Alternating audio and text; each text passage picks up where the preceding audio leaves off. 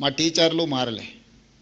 అంతకంటే ముందు 14 నుంచి 23 వరకు ఎవ్రీ ఇయర్ ఎందుకు డౌన్ఫాల్ చూసింది, 24 నుంచి 26 వరకు ఎందుకు అప్ ట్రెండ్ చూస్తున్నాం మనం.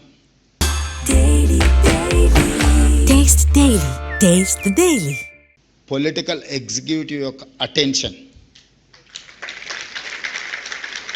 మా అటెన్షన్, మా ఫోకస్ ఎక్కడ ఉంటుందో మా యంత్రాంగం ఫోకస్ కూడా అక్కడనే ఉంటుంది. As a team leader I have to focus on certain things.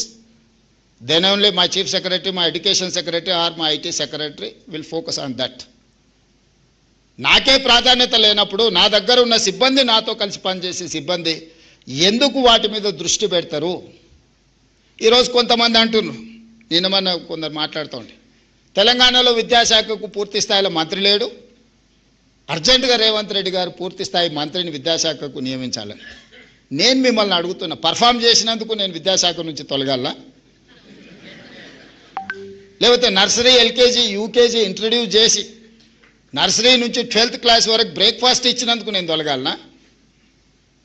లేదంటే 14 సంవత్సరాలు మీ ప్రమోషన్స్, మీ ట్రాన్స్ఫర్స్ లేకపోతే 23,000 మందికి ప్రమోషన్లు ఇచ్చి 30,000 పైగా టీచర్లను ట్రాన్స్ఫర్స్ చేసినందుకు విద్యాశాఖ మంత్రిగా నేను తొలగాలనా?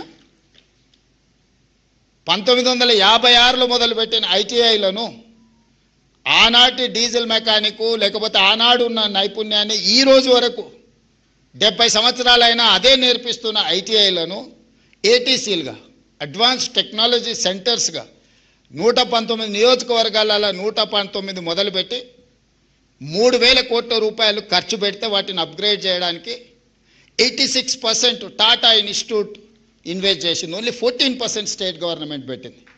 ట్రైనర్స్ ట్రైనింగ్ టాటా ఇచ్చింది. రాబోయే 10 సంవత్సరాలు ఇన్స్టిట్యూషన్స్ వాళ్ళే నిర్వహిస్తామని టాటాను తీసుకొచ్చి ఐటీఐలను ఏటీసీలుగా మార్చినందుకు ఈరోజు విద్యాశాఖ మంత్రిగా నేను రాజీనామా చేయాలనా? నిర్లక్ష్యానికి లోనైన పాలిటెక్నిక్లను ఒకప్పుడు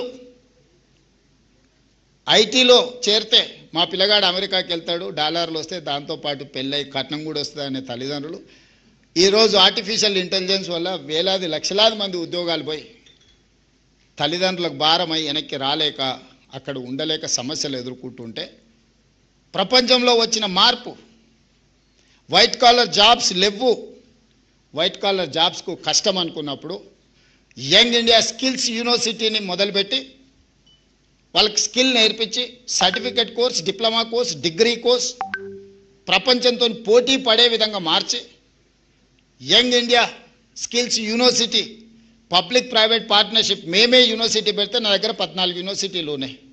వాటి పరిస్థితి ఏముందో ఇక్కడ ఉన్న మా వీసీలు ఉన్నారు, లేకపోతే హైయర్ ఎడ్యుకేషన్ బాలకృష్ణ గారు వీళ్ళందరూ ఉన్నారు. ఇంకొకటి నేను పెట్టినా అదనంగా చేసేది ఏం లేదని చెప్పి young India skills university aided by Anand Mahindra vehicles మీరు చూస్తుంటారు రోడ్ల మీద కార్లు ఇవన్నీ, Mahindra group of companies chairman మన young India skills university chairperson ఈరోజు. Taste the Daily.